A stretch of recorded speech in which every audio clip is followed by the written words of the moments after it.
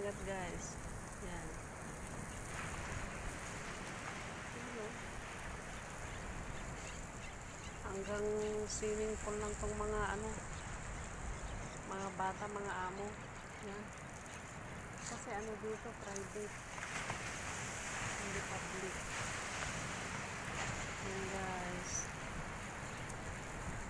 Ayan, parang nasa ano tayo, Cagayan Valley. Ganito yung dagat sa amin guys. Pati amoy. Ito yung kapaligiran. Kaya kanta muna tayo guys. Heto ako ngayon, nag-iisa.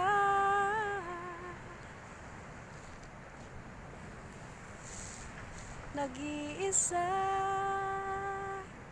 sa dagat.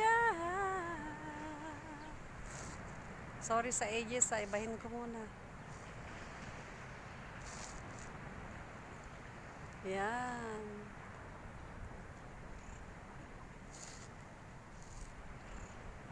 Heto ako ngayon, nag-iisa, naglalakbay sa gitna ng dilim. Heto ako, basang-basa sa ulan, walang masisilungan at walang malalapitan.